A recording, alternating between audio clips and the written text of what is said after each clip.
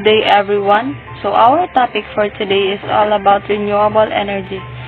So when we say renewable energy, it is the energy that is collected from renewable resources that are naturally replenished on a human time scale.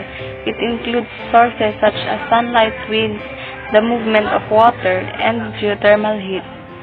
So solar hydrogen is a kind of renewable energy. When we say solar hydrogen, water can be split into gaseous hydrogen or oxygen. So far, we can create fuel cells where hydrogen and oxygen combine to produce an electrical current, but it is difficult to store enough hydrogen gas in a fuel tank for very long. For example, politics and economics are holding up this technology. R&D from government needed must convince energy companies and investors to dollars into this type of power and phase out fossil fuels, must convince public to change over. Solar hydrogen is a device for artificial photosynthesis that produces photohydrogen directly from sunlight and water vapor utilizing photocatalytic water splitting, and thus bypasses the conversion losses of the classical solar hydrogen energy cycle, where solar power is first harvested with solar panels and only then converted to hydrogen with electrolysis plants. In the solar hydrogen panel, the hydrogen and oxygen evolution reactions are performed in the gas phase in cathode and anode compartments separated by a membrane. Anion exchange membranes provide an alkaline environment, enabling the use of earth-abundant materials as electrocatalysts. Solar hydrogen energy cycle is an energy cycle where a solar-powered electrolyzer is used to convert water to hydrogen and oxygen.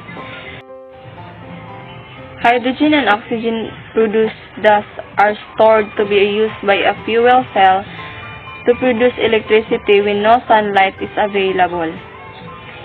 So, photovoltaic array is the reason why solar energy is transferred. So, how does photovoltaic array system produce electricity? Here's a tip. When a photon hits a photovoltaic device, its energy is transferred from the photon to the local electrons in the material. These excited electrons begin to flow, producing an electric current. Hydropower or hydroelectric power plants is also a renewable energy. A dam is built across a large river to create a reservoir. The higher the head, the greater the amount of power that can be generated. Water is stored in a reservoir during low electricity production. Water is released and flows are controlled as electricity demands peak. Water spins the turbines in the powerhouse. Electricity is distributed to the end user. Examples are Aswan High Dam at Egypt and Colorado River Basin at USA, Mexico. There are advantages of hydropower. Number 1 is moderate to high energy yield. Number 2, low operating maintenance cost, low air pollution, 2 to 10 times longer life than other pesticides and algicides used. Power sources. There are also disadvantages of hydropower. Number 1, it creates floods, destroys habitats, uproots people, 2 to 10 times longer lifespan than others, decreases fish harvest.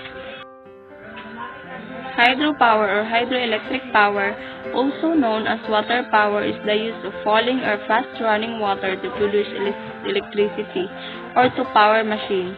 This is achieved by converting the gravitational potential or kinetic energy of a water source to produce power, just like the illustration below.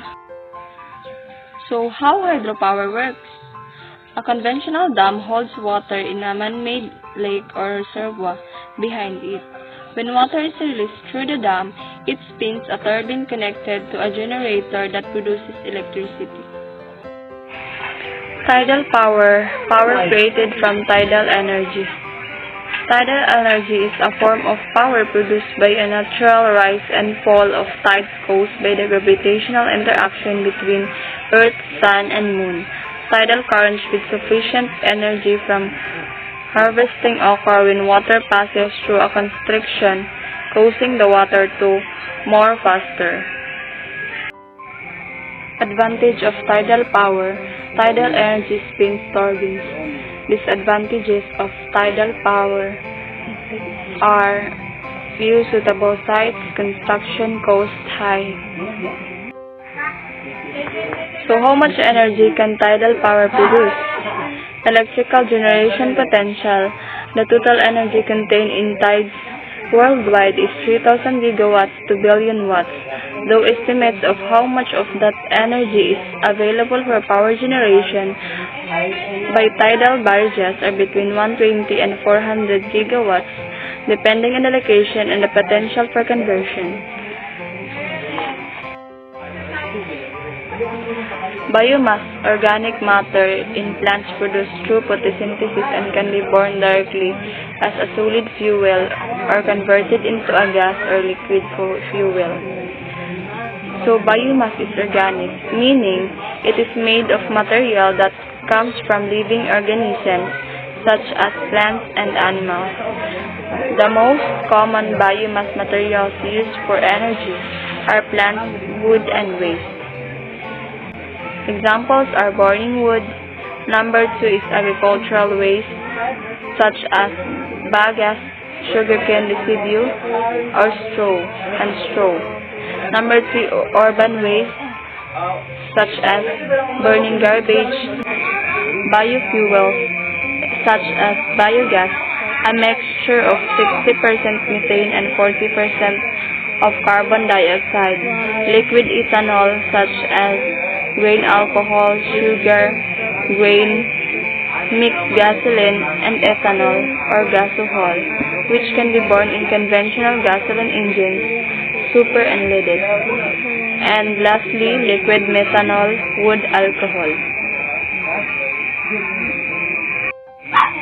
As you can see, these are examples of biomass that I was stated lately. There are advantages and disadvantages of biomass. The advantages are potentially renewable resource, soil nutrients, and least air pollutants release, decrease in use of fossil fuels, moderate high net energy yield. And the disadvantages are removal of trees with plates, soil erosion or turbidity, flooding, loss of wildlife habitats, large land areas needed, heavy pesticides or fertilizer use and reduces biodiversity, reduces ecological integrity.